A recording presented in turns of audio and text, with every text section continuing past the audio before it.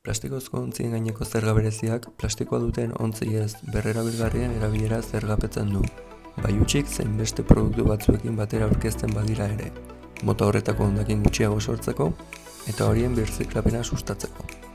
Zerga hau Europako itun berdeak ekonomia zirkularrerako trantsizioa indartzeko eta hondakin plastikoen sorrera murrizteko egindako proposamenetik sortu zen. Horiek baitira, Europar Batasunaren plastikoen gaineko estrategiaren funtsezko zutabea. Zerga hau 2023ko urtarrilaren batean jarritzen indarrean. Ekonomia zirkularrerako hondakinen eta lurzoru kutsatuen apirilaren 8ko 7/2022 legearen bidez onartua. Lege honek Espainiako lurraldeko erakundeentzako Kanariak, Ceuta eta Melilla barne betebeharrak ezartzen ditu udal hondakinen kudeaketaren gainean. Lege honek, ez eta estatukoa izan eta zergaren esparru orokorra definitu, foru aldundiek beren eskumen eremuan garatu eta aplikatu beharko dutela ezartzen du. Beraz, aldundi bakoitzak bere foru agindua eman zuen, beraien lurraldean zerga nola aplikatu erautzeko. Epeak, formularioak, likidazioa eta abar, beraien zerga sistemara egokituz. Ontziei dagokienez legeak honela definitzen eta jasotzen ditu. Plastikoa duten berrerabili ezin diren ontziak eta definizio horretan sartzen ez badira ere, funtzio berak betetzeko gai eta baldintza berberetan erabili aldiren guztiak. Berrerabilgarriak ez diren ontziak lortzeko erabiltzen diren plastikozko produktu erdilanduak, eta berrerabilgarriak ez diren ontziak itxi merkaturatu edo aurkeztu ahal izateko erabiltzen diren plastikoa duten produktua.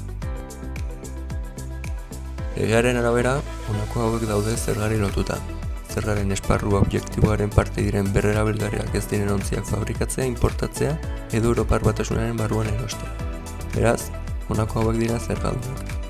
Plastiko ez birziklatuko ontzi ez berrerabilgarriak egiten dituzten estatuko ontzien fabrikatzaileak, ontzi horiek Europar Batasuneko beste herrialde batetik erosten dituzten erosleak eta produktu horiek Europar Batasunetik kanpo importatzen dituzten importatzaileak. Plastikozko ontzien gaineko zerga berezia hurrengoa da. Zeharkakoa, ontziaren kontsumoa eta merkaturatzea kargatzen duelako, berezia produktu espezifiko bat zergapetzen duelako, ontzietan berrerabili ezin den plastikoa kasu honetan, monofasikoa, ziklo ekonomikoaren fase bakar bat zergapetzen duelako, normalean lehenengoa eta ez delako berriro aplikatzen ondorengoetan, eta ingurumenekoa, disuasio izaerakoa delako, eta dirua biltza ez ezik, erabilera bakarreko plastikoen erabilera murriztea bilatzen duelako. Zerga oinarriari dagokionez, zergaren esparru objektiboa berrerabili ezin diren ontzietako birziklatu gabeko plastikoaren kilogramoek osatuko dute, eta zerga tasa kilogramoko 0,45 eurokoa izango da. Zerga honenpean ez daude sortzapenaren aurretik suntsituak edo desegokiak diren produktuak, ezta fabrikatzaileak edo eskuderatzaileak teitik kanpo bidaltzen dituztenak ere. Gainera, salbuespen bat dago importatutako edo erositako ontzientzat. Hilean 5 kilogramo baino gutxiago pixatzen badute, edota sendagai eta osasun produktuentzako ontziak badira.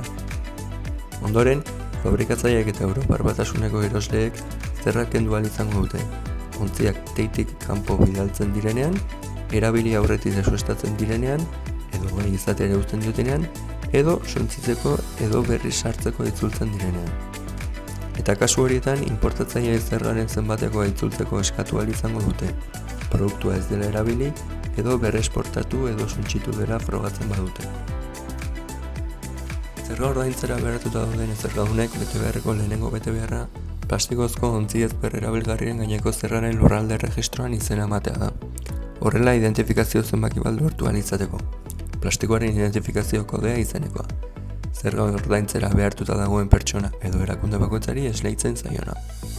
Zenbaki honen bidez, zergadunak ogasunaren aurrean identifika daitezke, eta hileko edo hiruhileko autolikidazio eredua behar bezala aurkeztu, izakinen erregistro liburua eraman eta zerga xehatuta duten fakturak egorri edo jaso. Bigarrenik, Espainiako fabrikatzaileek eta erkidego barruko erosleek izakinen erregistro liburua edo kontabilitate liburua aurkeztu beharko dute, non plastikozko ontzien mugimendu guztiak jasotzen diren. Hirugarrenik, zergapeko berrerabilgarriak ez diren ontzien fabrikatzaile nazionalek eta Europar Batasunaren barruko eskuratzaileek 582 eredua bete ordaindu beharreko kuota kalkulatu eta kuota horri dagokion zerga ordaindu beharko dute. Eredu hori likidazio aldiaren hurrengo hileko lehen 25 egun naturalen barruan aurkeztu behar da. Epe hori hilekoa edo 3 hilekoa izango da, beza nola aurkeztu denaren arabera. Bertan, merkatuan jarri diren birziklatu gabeko plastiko kilogramoak, kuota eta ordaindu beharreko zenbateko osoa edo hala badagokio, konpentsazioa edo itzulketa jakinarazi behar dira. Azkenik, zergadunek ontziak Europar Batasuneko beste estatukide batera bidaltzen badituzte, erabili aurretik deusestatzen badituzte edo erosle gisa produktua fabrikatzaileari itzultzen badiote, zergadunak aurretik ordaindutako kuotak itzultzeko eskatu ahal izango du A22 eredua aurkeztearen bidez.